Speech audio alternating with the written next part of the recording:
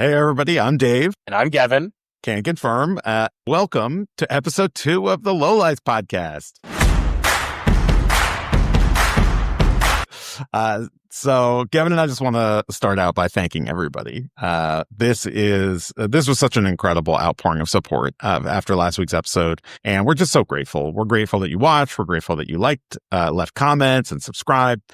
And wrote to us, in some cases, tell us how much Colin's story resonated with you. And that's really the goal. We really want this podcast to resonate with folks. We want you to have a good time. And we're so grateful that you tuned in. And you know, we just hope that we can continue to bring you content like that and that you'll come along for that journey with us. I think today is going to be another amazing conversation. You're going to hear from one of my good friends who I've known since I was young, probably middle school or high school, Truman Jones, defensive end for Yes, Gevin? The New England Patriots. The 6-time Super Bowl champion New England Patriots. Is that who you're talking about? That's a lesser known name for them, but the New England Patriots, yes. But yes, we're going to talk more about Truman later, and we're going to get into some lowlights in the highlights and then the lowlights in just a minute.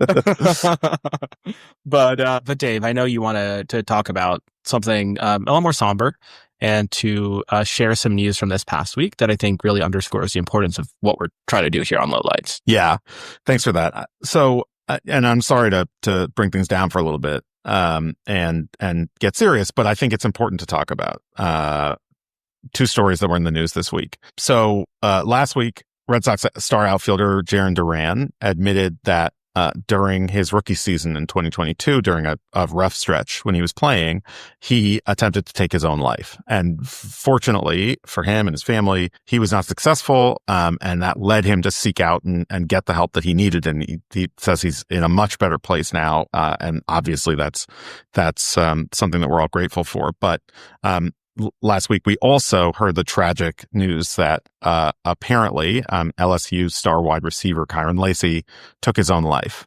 And, you know, I think Gevin and I started this podcast because we both are aware of and worried about the crisis of mental health among young men. And these 2 athletes' stories, I think, are evidence of that.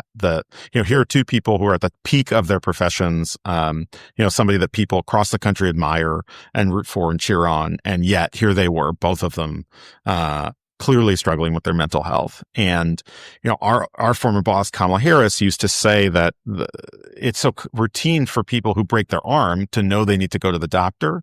And yet when it's a mental health issue, often those walls come up and that stigma exists and people don't seek the help that they need. And so we just wanted to spotlight that right now and talk about, the fact that we need more spaces to be honest about what's happening in this country, and candid about the fact that 30% of young men are saying that they don't have close friends, that young men at unprecedented rates are talking about feelings of depression and isolation. And we want to be part of the effort to push back, and to offer a more positive and hopeful and healthy vision of how to overcome struggles and how to talk about mental health challenges. So really, I just want to close by saying thank you to Jarren Duran and his family and the Red Sox and everybody else who came forward to be honest about what happened and what he had experienced. I want to also note that we'll have in the description of this episode and on our social media links to mental health resources after this episode comes out. And, we encourage folks to share those and get the help that they need. And also for people who are in crisis, 988 is a hotline. You enter that on your phone, and they are available 24/7, 365, whenever you need them, whether it's you, whether it's someone you know. Please know that there are people who care about you, who are there, who want to hear from you if you need to get some help, and they'll help make sure you get the help you need. So, I know that was a little bit of a somber note, but I thought it was really important to mention as part of the episode and as part of the work that we're trying to do here, Gevin. Agreed. Thanks, Dave. I guess having said all of that, let's get into today's show. All right.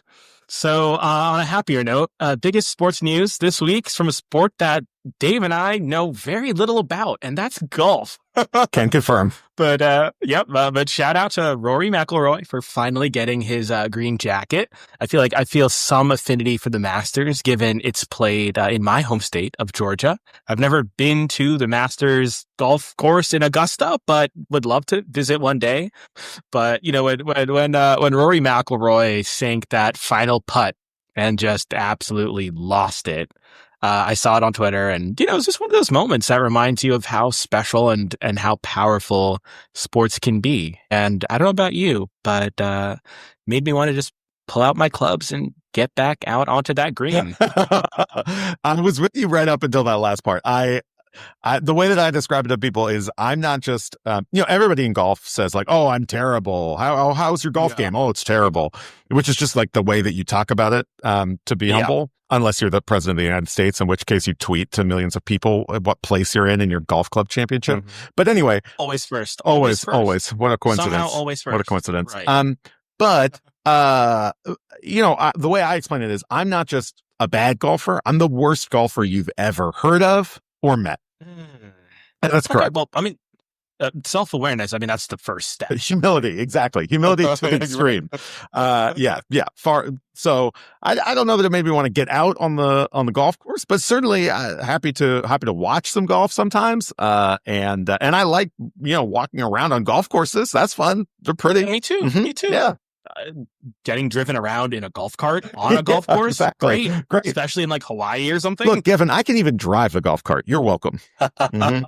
Mm-hmm. I'm going to take you up on that at some point. Mm-hmm. But actually, credit to my mom. Growing up, she sent me to a week-long golf camp. I think she didn't want me to be the only black child who did not know how to swing a golf club. And do I today know how to swing a golf club? Yeah, ish. I hope my life never comes down to whether or not I can swing a golf club. But I did enjoy that. Gone wrong for that to be the case. Right, but correct. Okay, yes. I enjoyed the camp. I even signed up to take a few days worth of golf lessons before starting law school. Now, you went to law school. Do you think I played golf a single day of law school? Oh, every day, Gevin. I'm sure you're just out on the links. You're getting in a quick 9 before class, right? Couldn't tell you where the nearest golf course is. Okay, great. We'll go with that. Top Golf is my preferred golf. Golf experience. Take your clients to Top Golf and be like, hey, we should just stop and get some drinks first. Yeah. Right. Yeah. Some wings. Yeah, exactly. Right. So that's a big golf news. Yeah. Congrats, Rory McIlroy. Yeah. Enjoy your Masters victory. Agreed. All right. What else was this week? So the end of the NBA season. So my Boston Celtics are seeing who they're going to place, who's going to play 7th, so that we can face them after the play-in games in playoffs. Given your Hawks are in those playoff games, we'll see. We'll see if they make it over the hump. But yeah, I'm going to be insufferable for the next couple months as the Celtics are in the playoffs. I'm just warning you about that now. Right. And I will pretend this conversation never happened if one of our star players gets hurt or if Jaylen Brown doesn't come back from his injury. Right. So we'll just end the season here. We'll regroup after the playoffs. Exactly. Okay. Thank you for sharing that news. I'm going to go back to another sport that we don't know a ton about. That's hockey. I will say, Dave, I don't want to speak for you, but I actually enjoy going to hockey games. I went to college. Yeah. NHL games. I've gone to those. Lots of fun. And so we want to congratulate Alex Ovechkin on breaking Wayne Gretzky's all-time goal record of 894, which was a record that stood for over 30 years. But Dave, I think you have a little tidbit of hockey trivia that I think bolsters Wayne Gretzky's case. I think they call him the Great One, but bolsters his case for being the greatest one to ever hold a hockey stick. Yeah. So, I mean, look, like anybody who grew up in New England, I knew how to skate from a fairly young age and love live hockey, love playoff hockey in particular. Yeah. Talk it's hard to put into context how great he really was, but my favorite statistic about him, which remains true. So in hockey, you talk about points scored. not just goals or assists, but you add them together, and that's how you get points, and that's how you talk about players often. So, okay, if Wayne Gretzky had never scored a goal, that it's his record that was just broken. But if he had never scored a goal in the NHL, right? So take away the 800, take away the 894. Yeah, he had never scored a goal.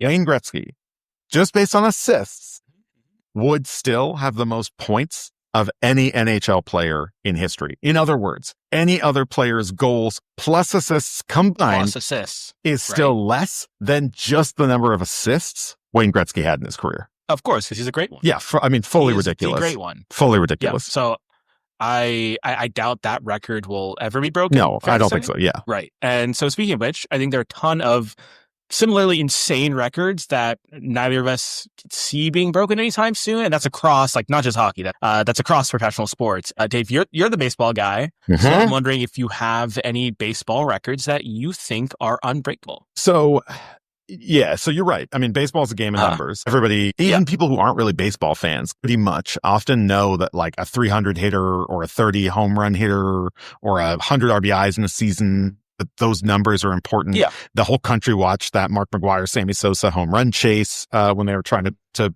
break Roger Maris's record in 61 in 98. So, Dave, you were watching.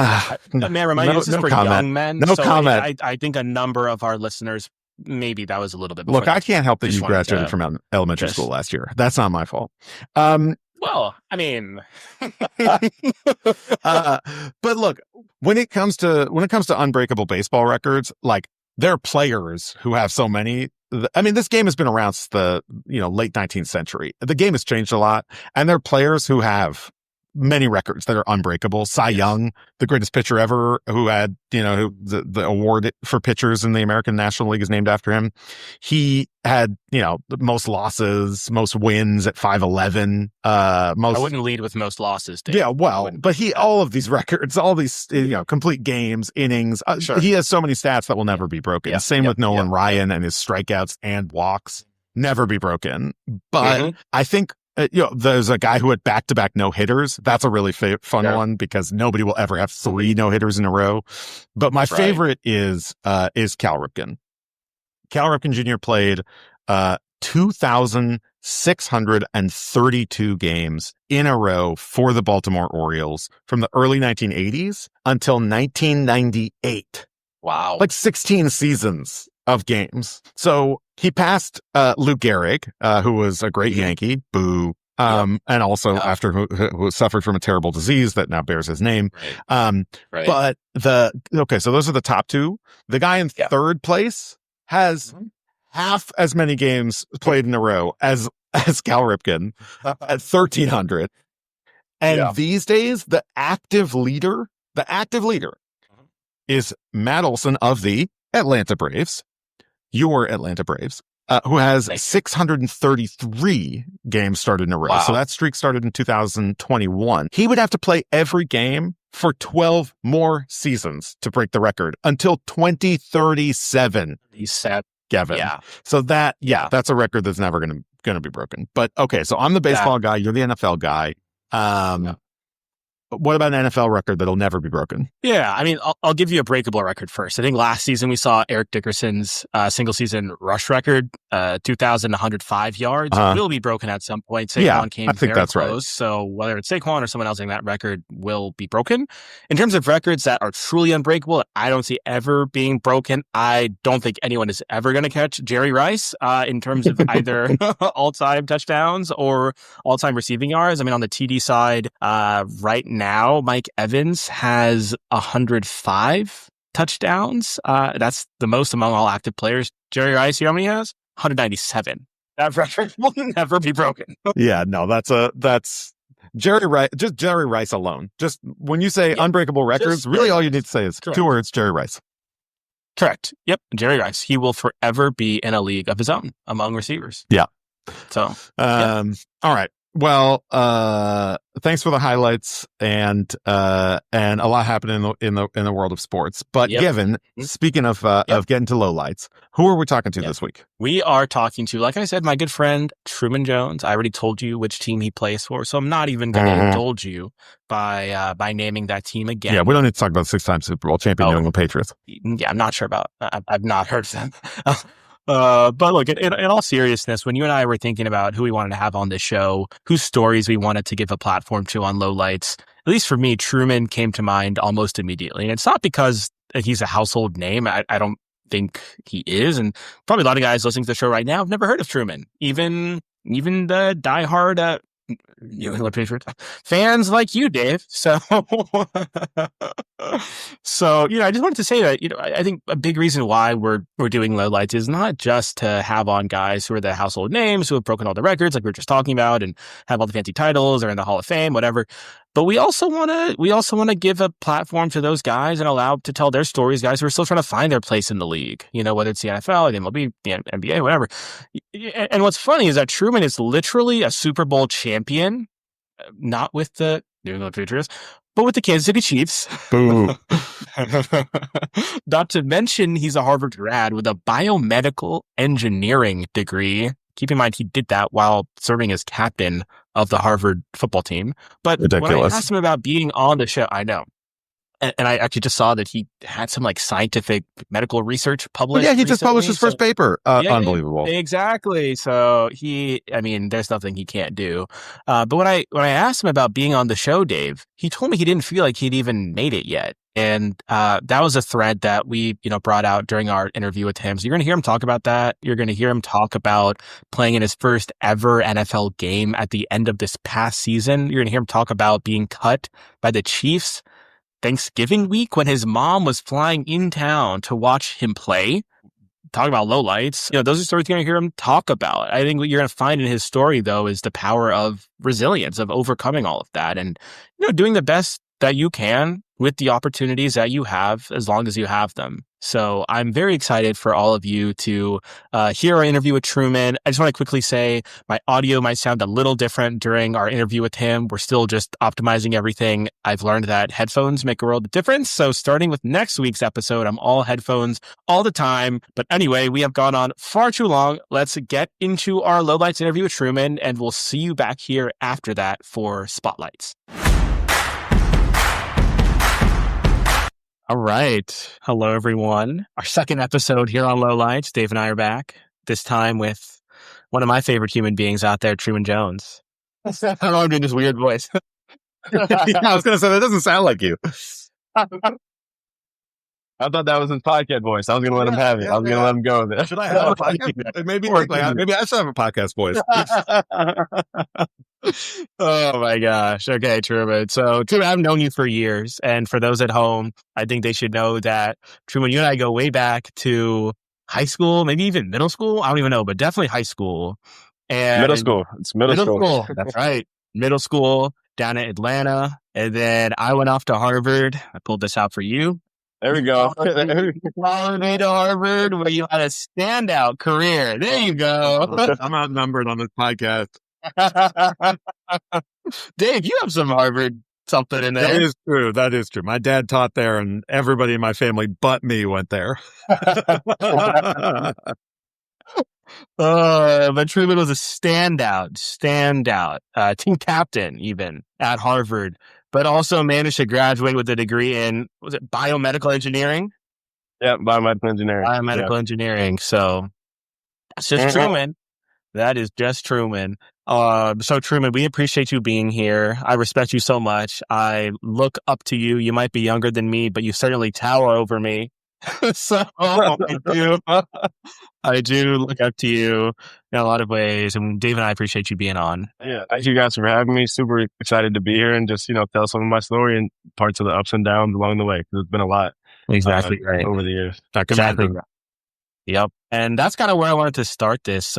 I've been watching your career for a long time. And I remember back in 2023 when I saw that you declared for the draft, and, the analysts were saying you could get taken in the 6th round, in the 2nd round, but you weren't. And I was wondering if you could take us back to that point in time. Where were you for the draft? Where were you mentally, when you were preparing for the draft, and, what did you expect would happen in the draft? And then how did you process what ultimately did happen?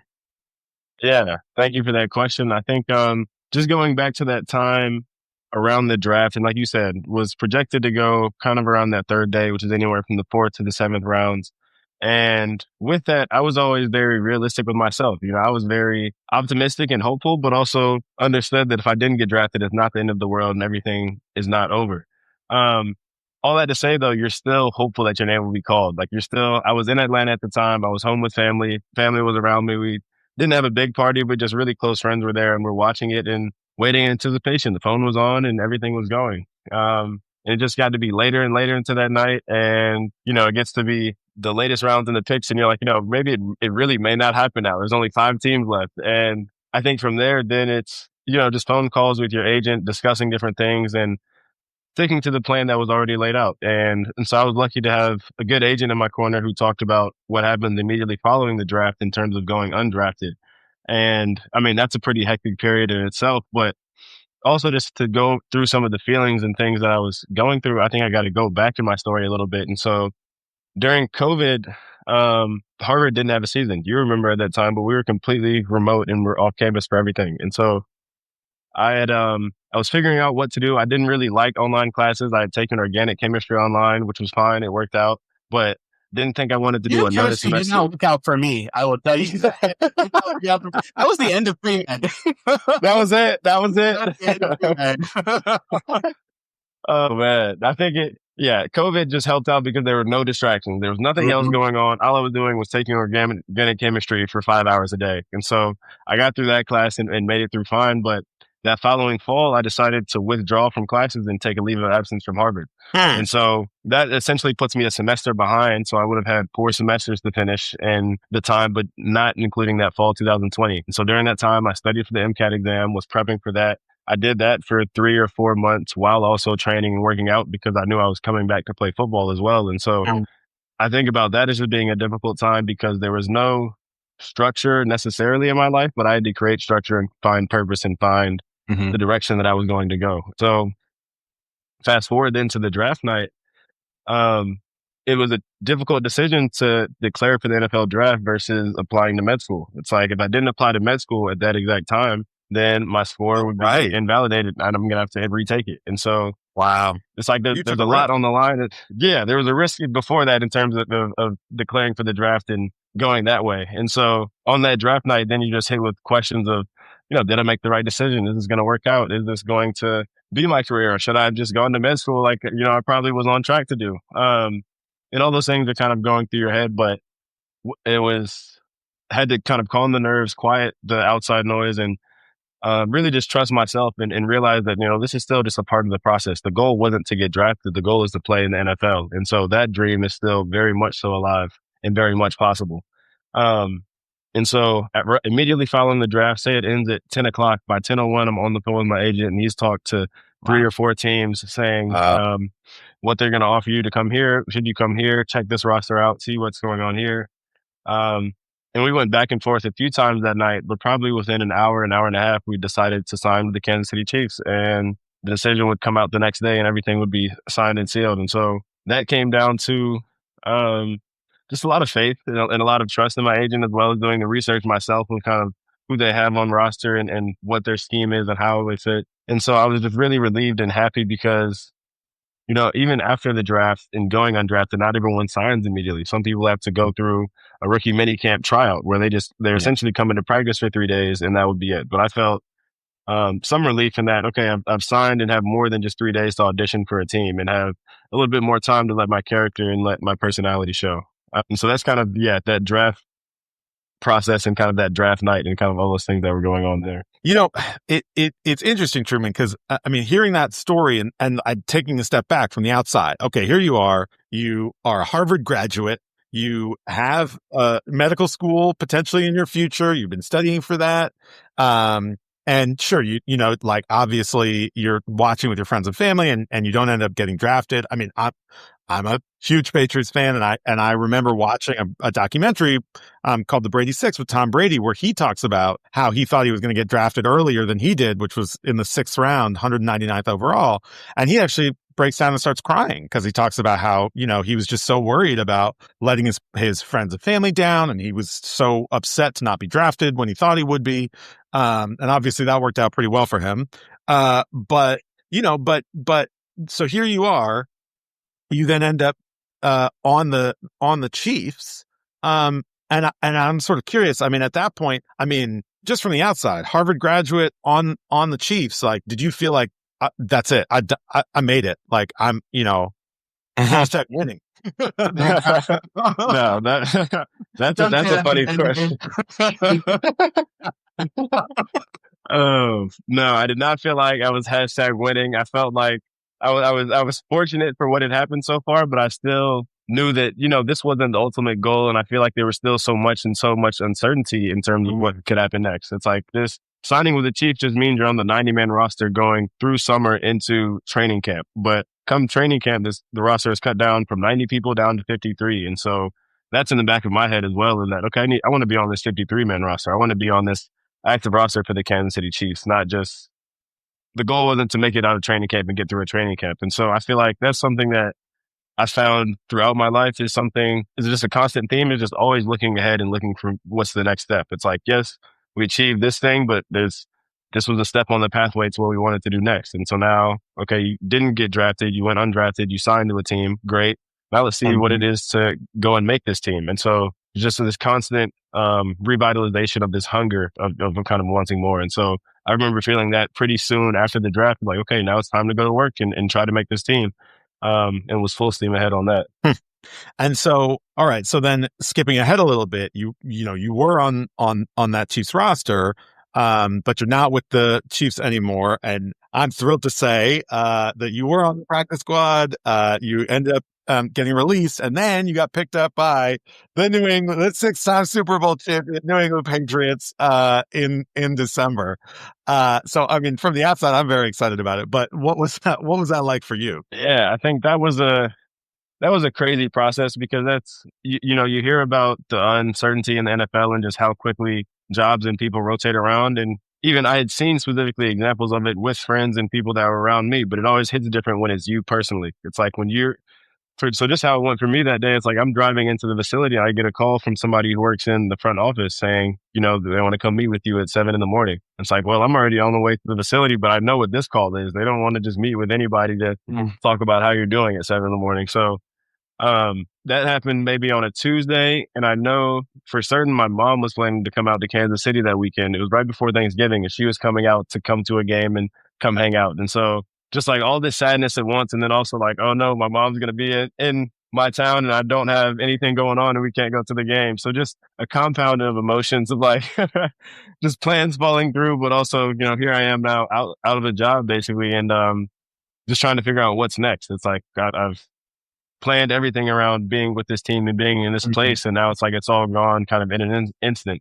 And so for a while I just kind of sat still, like really just took time to rest. I felt like I'd been through a long part of the season, but took a day or so to rest and just really sit with what had happened, reflect on it, really go through all of those feelings and emotions that come with it of like, okay, this is a time away from the Chiefs and this may be your last time with them. And it's hard to necessarily say that because you never know what may happen. And so just wanted to like give that moment its full weight and its full gravity. And then I think from there was just immediately thinking about next steps. So within another day, I was back in the gym and figuring out how I was going to train in Kansas City while I stayed in my apartment, even though I wasn't going to the Chiefs facilities or anything. And so just was staying ready for the next opportunity, knowing that any day a team can call, any day something can happen. And so I said, I got released on Tuesday. Thanksgiving was that Thursday. Friday morning, I wake up with a text from my agent and a scout from the Patriots. And they're in a group chat saying, hey, we're going to fly you out for a workout. You're going to come here for a workout next week, Monday.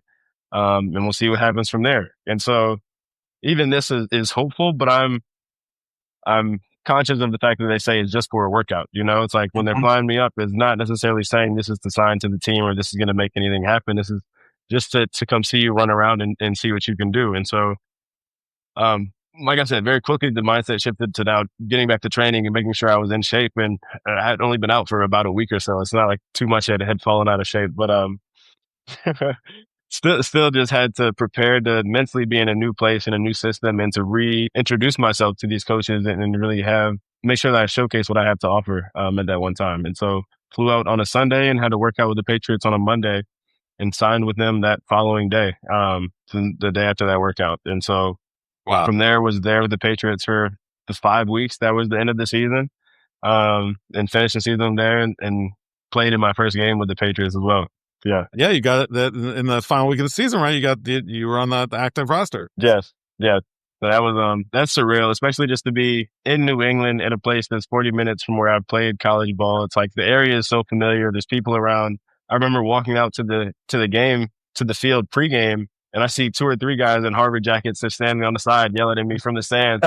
They didn't even necessarily know that I was playing, but they were just in the area at the last game of the season. And so here I am now where, there's people in the stands who know my name besides my family and things, and just the support of the whole Northeast, I feel like, or the Cambridge community was really there. And so just really appreciative of the place that it happened, how it happened. And it's always fun just playing football. Like I really hadn't played in a game in almost 2 years, and I forgot what that's like to really just fully unleash and go full speed ahead versus practice where you're holding back a little bit to keep everyone safe. Yeah, sure. And you ended up getting a win there.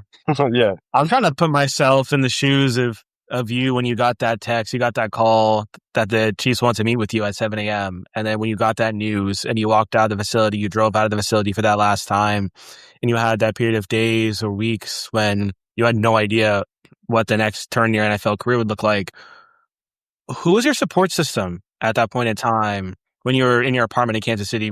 Did you have, I don't know, your teammates, your former Chiefs teammates who were there, who you picked up the phone and called and who checked up on you, and that's on the team maybe who told you, bro, like everything will be okay? Who were the people you leaned on at the moment? I appreciate that question. I think you hit on it, all the above. I mean, first was family. Like I remember just pulling out of the facility, and I think the first person I probably called was my mom, and was dreading that call, but it was like, I know I need to let her know and just tell her what's happening and what's going on before she hears about it from some news source or something else. And so called my mom, called my dad, and just let them know that I was okay. You know what I mean? Let them know that it still is hitting right now. It's still, the feelings are very fresh and very raw, but I would kind of call them later in the day as things happened and news changed. And like you said, teammates and vets on the team, like even as I was leaving the facility, it's like I'm leaving the facility and people are still coming in for breakfast and coming in for the first meetings of the day. So they're like, why are you going the wrong direction? And having to have those interactions in the parking lot is just, some people were shocked, just amazed, but a lot of support and just, people telling me to keep your head up, because I was lucky and fortunate to be with so many guys who have been around the league and bounced around from place to place, that I've seen from their example, this is like, one team is not the end. It's very rare for somebody to stay with one team for their entire career. So this is just part of the business. It's part of the game. It's not even necessarily anything that I felt. They said it may not have been anything that even you did, but may have just been a numbers game and who they had to bring in and bring out. And so was feeling the support there. And then I also have 2 younger brothers who are,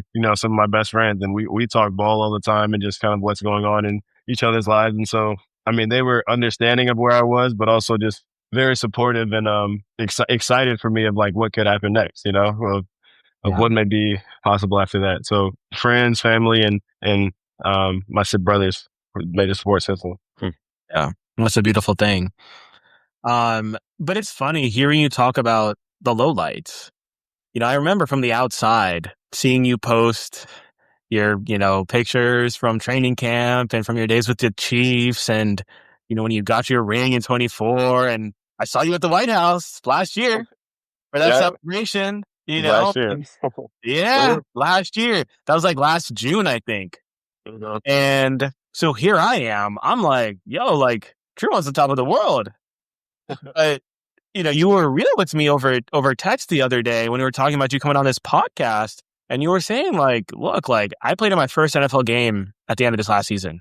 You were like, I wasn't on the active roster when I got my ring with the Chiefs. And I think that struck me, because I imagine, and correct me if I'm wrong, but with you doing your thing right now in the NFL, there must be this tension between kind of the story that you want to tell your fans and your supporters and your community, people like me who've known you and are cheering for you, and there's that happy image and that happy story that you want to portray because we're all rooting for you. But at the same time, you're the one experiencing these ups and downs with the carousel. That's a career in the NFL. So what is it like, I guess, navigating that tension? Yeah. And that's an interesting word choice that you say, tension. And it does feel like a tension in a way because, like, first, I'm always super grateful, super thankful for the opportunity. Like I say, even if my NFL career ends right now, I'm so thankful for everything that has happened. It's more than I could have expected coming into it. And so I think it's that tension of just being appreciative of the experience so far and how far you've come, but also that desire and that yearn for wanting more. As you get into these levels and you get into, I know in my first NFL training camp, it's like you kind of get there and realize, okay, I can really play with these guys. I really do fit in here and deserve to be here. And so now it's what I feel like is fighting for the space or the time or the, whatever it is on a roster that I feel like I deserve. It's like as you get closer, I feel like I'm elevating in whatever sphere that I'm in. And so was lucky to get an opportunity to be with the Chiefs for an entire year, but that was really a learning and a growth year. And it's like you said, yes, the ring did happen, but I wasn't on the active roster, but I still heavily feel like I contributed to that ring. Like I practiced my ass off and did so much to be everything for the team that I needed to be. And so it's just like you said, that dichotomy almost of feeling like, yes, I'm doing everything that I can, but I'm still necessarily not where I want to be at. And so that was part of the hesitation of coming on this podcast is like, I don't feel like I've made it. Like I still don't feel like I necessarily have lived up to what my expectation for myself is, because as I've just grown and seen what the next level is, I'm like, oh, I'm right there. I'm the difference between, the person that I am and the person that's right above me is like not very far. And if I can just keep going, keep my head down, keep grinding, I can get there. And so that's something that I struggle with sometimes, is just celebrating the little wins and the victories, but also not getting hung up on them and caught up on them.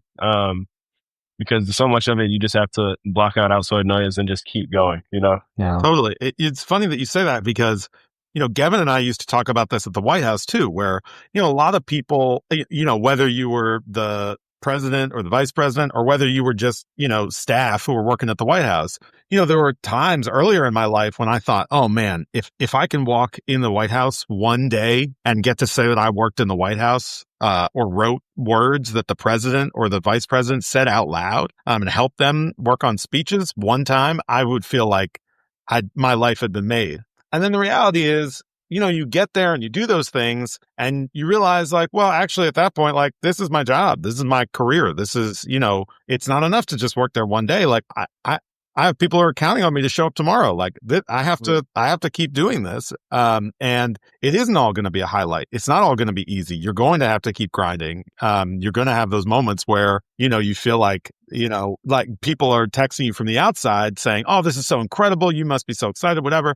And, they might be sending you that text, not knowing that like, you just have to rewrite a speech that you just spent the last week researching and writing, and you might have like 12 hours to do it and feel like, ugh. You're at a low point. Or a speech you just spent 12 hours working, however long, is no longer being delivered. Yeah, right, exactly. Or the event just got canceled because something came up, or you crumple that speech up and you throw it in the trash. Yeah. But again, people on the outside, that's not what that's not what they're seeing. What they're seeing is just like this little snapshot of what your life is like, which often isn't true, even though, to your point, Truman, like, you do still want to be so grateful, because how can you not be? I mean, you're in these incredibly privileged places and spaces, and you do want to try to be present in that moment and be grateful for all the hard work it took to get there, and how few people end up getting to even have that opportunity. Yeah, that's exactly right. Well, it's funny. It's really exactly what Gevin and I have been talking about. And I think, not that sports and politics are the same, but like, I think that there is some similarity, to any career in any profession, and especially those where people are watching it from the outside, whether it's music, acting, sports, politics, whatever. I think that's part of that's part of why we wanted to do this, part of why we wanted to have this podcast. And so, some of the last questions that we have are a little bit broader. The first one is just, as you know, Truman, like one of the reasons that we wanted to launch this podcast, is because, Gevin and I have seen the data, and also just talked to like lots of young men in particular in our lives and heard from them.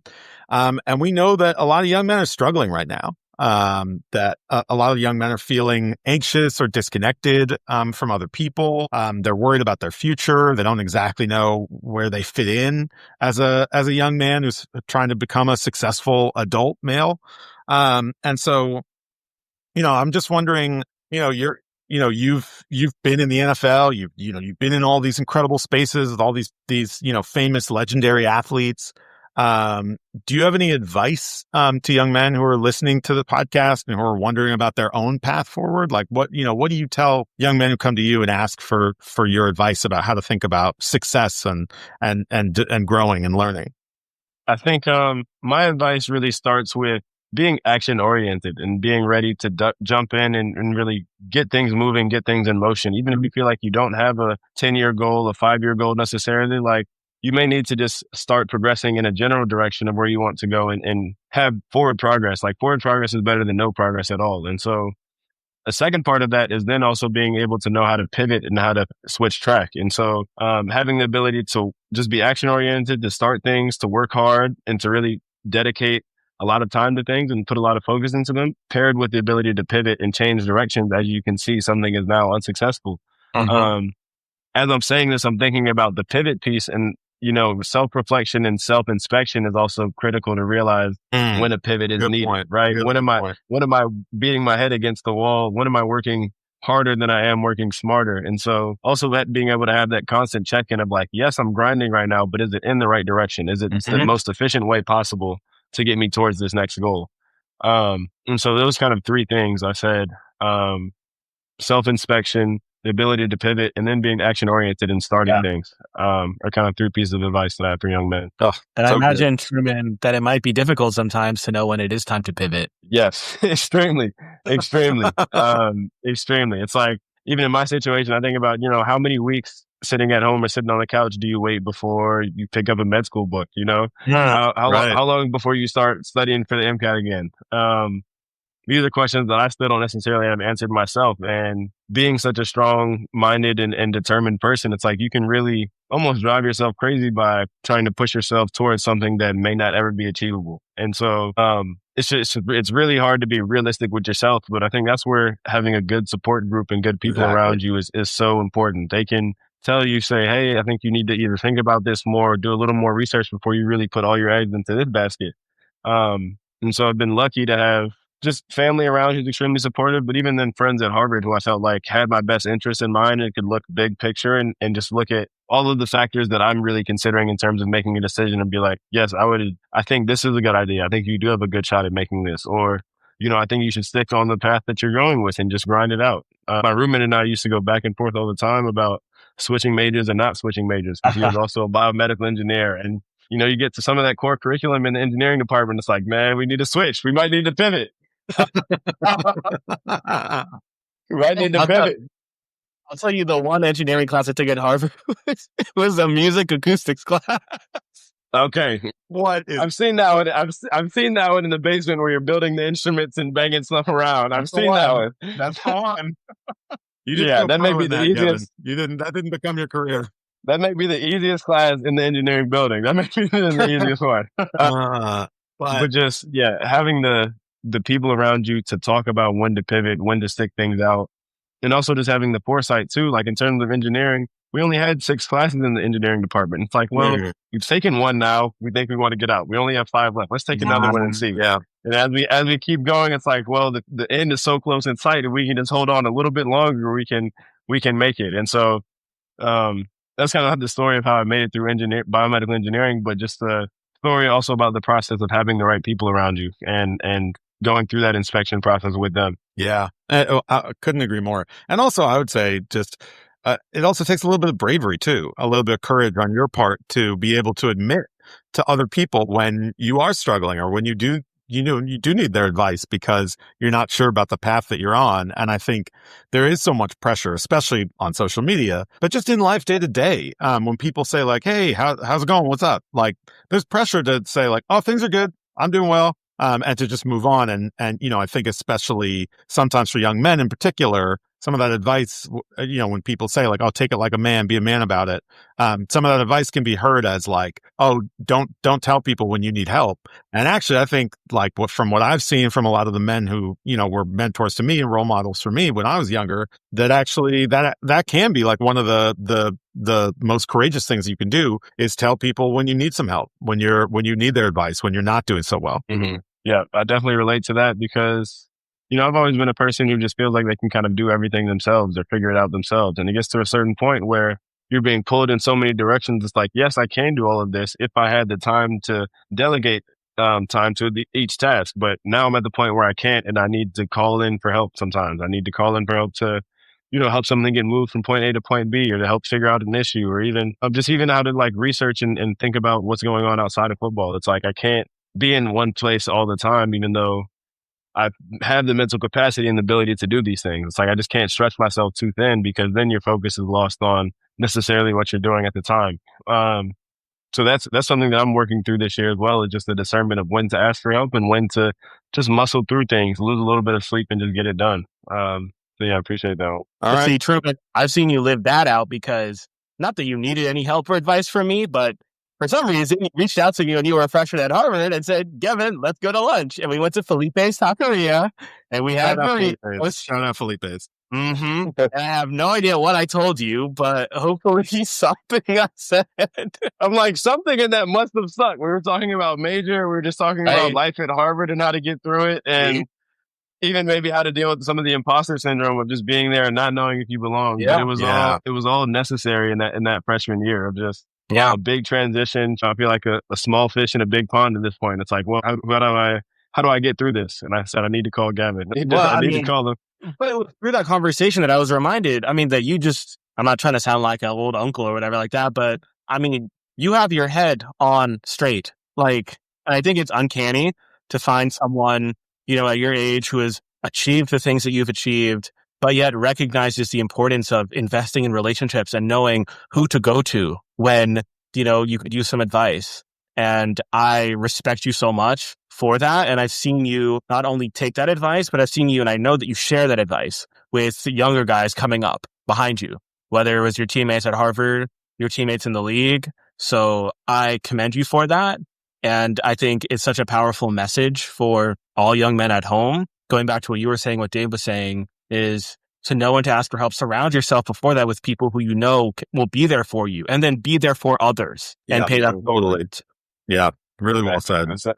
The last piece of being there for others too, I feel like has become so important now as I have this variety of experiences and people are trying to figure out how to navigate going to the NFL draft or graduating from Harvard and being from Atlanta. It's like there's just so many more people now that feel like they can ask me for help and ask me for advice. And it's like, well, I was right there asking for advice from others. So I have to, now I have to give it back and be that person for other people now. Yep.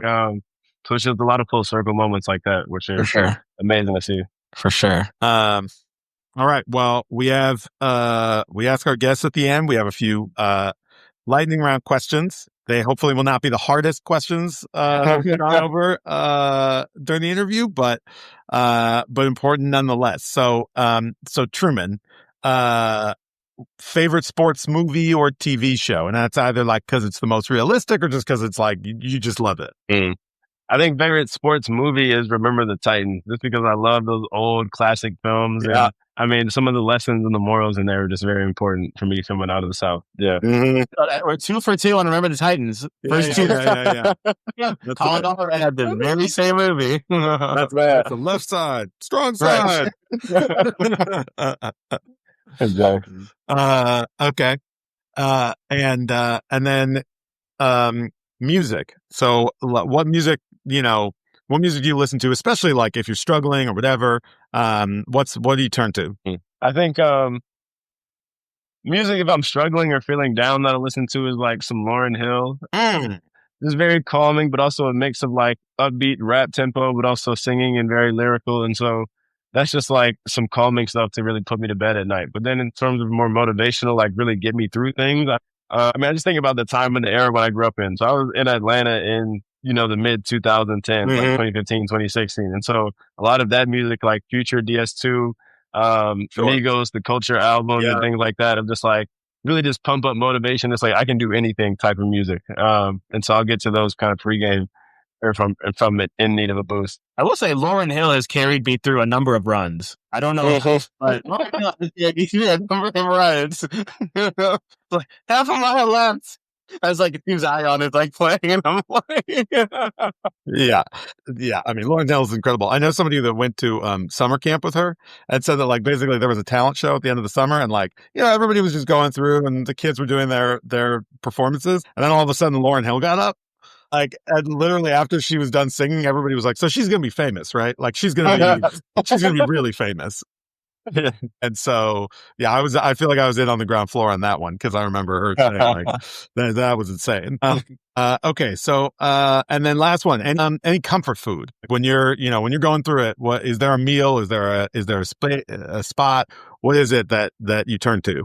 Could be in Atlanta. I know there's so many restaurants I could name. I think, the one I can really think of because of Cambridge and because of the hard times and also the times when I needed to eat out there would be El Jefe's. El Jefe's in Cambridge was after a long day and going straight from practice to lab, and I haven't eaten dinner yet. It's like I'm going to El Jefe's and everything is going to be okay. Most people don't go to El Jefe's after a long day. They go to El Jefe's after a long night. Right. It's true. Tacos, burritos, like it's all going to make you feel better. Never a bad time.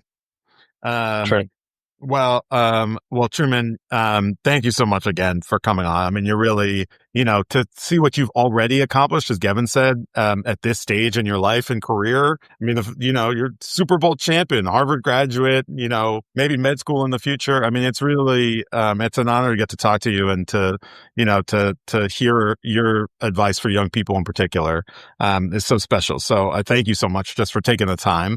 And I can't wait for you to win your next Super Bowl ring next year. On the New England Patriots. No comment. No comment. We're Patriots fans now, Gavin. We're Patriots fans now. I know. That's right. When is the Falcons phase of your career? Right. Look, I don't make those decisions. Okay? I don't make that call. This is when your agent needs to prove his worth or her worth. I'm proud of you, Truman. Thank you so much for joining us, bro. I appreciate you so much. Thank you, Gavin. I appreciate you guys for having me and getting the chance to share my story. So really thank you guys. Of course. So we're back, and you just heard that great interview with Truman, who, I mean, first of all, Truman is just such a rock star. Also, we're now 2 for 2 on Remember the Titans. That's people's favorite movie. Mm-hmm. But I mean, there's so many things, there's so many places to go breaking down the spotlights of that interview. So this is the last portion of the podcast. We try to pick out some portions of the interview that we thought were really interesting. And with Truman, there's so many. One of the first for me was just, as we know, I'm a Patriots fan. So really going into, I know it's hard to believe. Going into the Week 17 game, the Patriots had the number 1 pick in the draft because we had the worst record in the NFL. So I was... Say that one more time. Wait. Say that one more time. You had the what? I forgot what I said. Anyway, so I was rooting for us to lose. I was sitting at home like, oh, yes, we just have to lose to the Bills backups and the Patriots will have the number 1 pick in the draft and we can trade it down or whatever. Win by losing, yeah. Win by losing, exactly. Yeah, and you got to have some way to win if you're the Patriots, right? And so when we won that game, and when we beat the Bills backups, and when former New England Patriot Joe Rocket Arm Milton, our third string quarterback, won us the game, I was at home like, guys, what are we doing? But then, of course, when Truman talked about how excited he was to get into a game, what was I going to say? I wasn't going to say like, yeah, but Truman, I wish you could have lost the game so that we could have had the first pick in the draft. Of course I wasn't going to say anything, but I have to say, I think it was a reminder to me that, here I am at home, in the comfort and safety of my own couch and living room. And, sure, I like to play around with the mock drafts and look at who the Patriots are going to take and whatever. But, this is Truman's real life. These are real people. And, he might, and I mean, who knows? Hopefully he becomes a star with the New England Patriots. But either way, Truman was so excited to get into a game for the first time and was so excited to put out some. I mean, number one, sounded like he just had a great time playing. But number two, he needs to get good film on tape. So, no matter what, he can go into next year knowing that he's got good game film out there, and his agent can tell teams like, hey, Truman really showed out in that last game. And I think it was just a reminder sometimes of the warped way that fans and players just experience the game so differently. Like, I'm sure that there were people in in Truman's mentions, or if not him, then certainly other players on the team who were saying like, how could you guys have won that game? You blew the pick. And meanwhile, like, Truman was out there just having fun playing this game that he's so good at, that he makes his livelihood in at the moment. And so I just thought that was an interesting lens through which to hear about this experience that was so different for me. Definitely. Dave, what would you have done had you been in Truman's position? Would you have given your all? Honestly, if my career were on the line and my salary were on the line, yeah, I probably would have tried to win the game. Now would it have been the worst thing in the world if our head coach at the time had decided that we should kneel out the clock instead of trying to score when we were down? Then that wouldn't have been the players' fault. So maybe that's something we could have thought about. But anyway, hard to know. Hard to know. Yeah. Well, Dave, I think one story that really stood out to me from, our conversation with Truman was when he got cut by the Chiefs. Yeah. And I think he did a really good job of setting the scene for all of us, getting the text or the call that the team wanted to meet with him early in the morning and going into that meeting, knowing probably what it was going to be about, getting that news and then walking back out to his car, walking out of the facility as his teammates were walking in, and just, I think a lot of people in that circumstance would have probably gone to their car and just like crashed out and, lost it. I definitely can relate to a lot of moments in my life when I got bad news and I just wanted to sit by myself and just feel all my feelings. But what Truman did in that moment was something very different. And for those who, recall, what Truman did in that moment was call his mom. Now, I'm a mama's boy as well. And Dave, yes. And Dave, we were talking on the phone the other day, and Dave, you were in the car with your mom and you put it on speaker, and I got to say hello to your mom. It was very sweet. So I know you're also shout out Kathleen. Boy. Yep. There you go. Shout out Marlene. But I think you and I are also both mama's boys. So I probably would have done, I think, if I had the wherewithal like Truman did to know that I needed to call someone, I would have made that call to my mom as well. And, I'm so proud of Truman in that moment for recognizing that, and this ties back to what we were talking about at the beginning of the episode, right? Which is knowing when to ask for help. And, I don't want to speak to exactly how Truman was feeling inside and sort of mentally where he was at, but, I think there are a lot of times when in those dark moments, we feel ashamed to ask for help because we know that so many of our fans, our friends, our family, our community, our people are celebrating our highlights with us, that we don't want to let them down when we have a low light. But I think Truman recognized that that wasn't the way to go. I mean, he knew he needed to ask for help. He knew he couldn't navigate that obstacle, that setback, that what some people would call failure, that closed door, whatever you want to call it, alone. And that he needed to not only turn to his mom, but he told us about how he turned to his teammates, right? The older vets on the team who, encouraged him in those moments and who reminded him that everything was going to be okay. And, playing in the NFL is an up and down sort of career.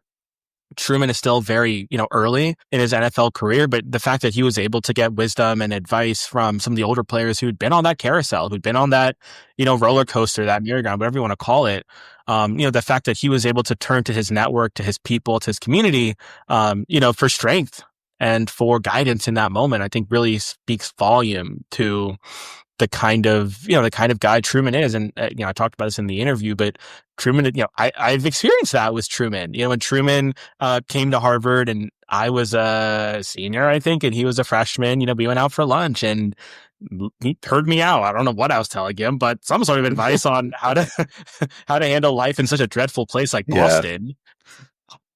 Oh, wow. Shot across the bow. All right. Only in the winters. Only in the winters.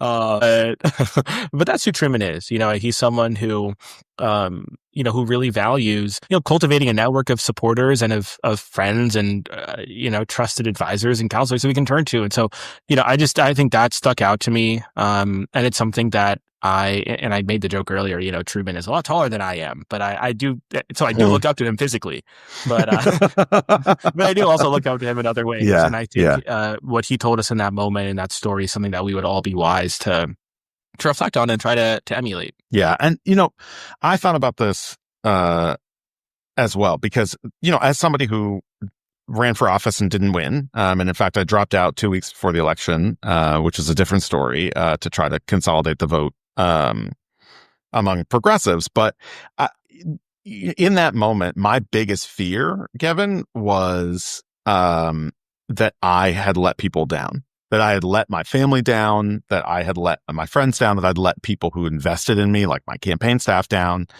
And it's in those moments where you realize that those people love you and support you, not because of what you do, but because of who you are. And so, right, like, it's not like Truman's mom loved him because she thought he was great for being on the Kansas City Chiefs. Like, she's his mom. She loves him no matter what he's doing in his life. And so, of course, the right move is to call her and to talk to those people who are with you no matter what. And are going to celebrate with you when times are good and are going to, console you when times are not good.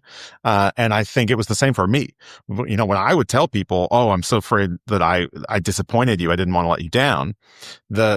Every single person I said that to was kind enough to say, no, I'm so proud of you. How could you say that? We're like, I was rooting for you. I want the best for you. And if this was the right decision, yada, yada, yada. But I think, as we were talking about at the beginning of the episode, as you said, like that, just picking up the phone and making that call, just having the bravery and the vulnerability to do that is often the most important barrier to overcome. And unfortunately and tragically, often people don't do that. And especially guys. Especially men, especially young men. I think we're trained and learn from an early age that nope, take it like a man. Don't tell people that you're vulnerable. Don't tell people that you're sad. Don't tell people that you need help. You should be able to handle it on your own. And instead of suffering in silence, I think there's so much power in knowing that you have people who love you and who will support you no matter what has just happened. And the right move is to often call them and ask for help, or just tell them that you're having a tough time. Yeah. I mean, Dave, I'd say for almost anything, you can call me and I will be there for it. If it's the New England Patriots losing the Super Bowl, I'm not the one to call. I'm not the one to call at all. But I want you to know. Other than that, for any other obstacle or low light you might be going through, I'm only a phone call away. Actually, you can call me if the Patriots lose the Super Bowl, and I'll just rub it in. I'll just rub it in. You'll be calling me, actually, if the Patriots lose the Super Bowl. I won't have to look very hard for you. Right. He's timing me. But for the most part, what I just want is to celebrate Truman's next Super Bowl ring with the New England Patriots, hopefully as soon as next season, thanks to Pro Bowl quarterback Drake May. Love you, Truman, but I can't get behind it. But yeah, I mean, the last thing that I'll just say is it is hard to, you hear about these people, but actually talking to somebody like Truman, who has a Harvard degree, is at some point in his life going to go to med school. As we, as we became aware this week, has published his first medical paper in a journal. Somebody like that who has achieved more than anybody has a right to expect that they will ever achieve in their life. I think that there's this interesting balance that I think we need to talk more about in future episodes, between not just being satisfied and always having goals ahead and always, wanting to achieve more, but also the being grateful, for what you have, and being proud of what you'd achieved. And so that's why I asked Truman about that and said, did you feel like you were whatever, hashtag winning? But I told you to never say that hashtag. Never. No, right. And I just violated that rule. But it's interesting to me because if I had just graduated Harvard and then all of a sudden was in the NFL and then, I had posted a photo on Instagram of me on the field, my team having just won the Super Bowl, from the outside, it would seem like that's it. You've achieved more than almost anybody will ever be able to say that they've achieved in their life. And yet, of course, to his credit, Truman knows that life is long and that there's many, many more mountains to climb. And so I thought that was impressive, but also I just wanted to make sure that he understood that, he should be rightfully proud of everything that he's achieved in his incredibly young life to this point. Up until the moment he decided to sign with the New England Patriots. Oh my gosh. Okay. Well, thanks everybody again for listening to Lowlights. Leave a comment. Please, give us a good rating. And we're not Uber drivers, Dave. They're reviews. Well, yes, I'm good. Rate us well in your review. And we will see you next week. See you next week.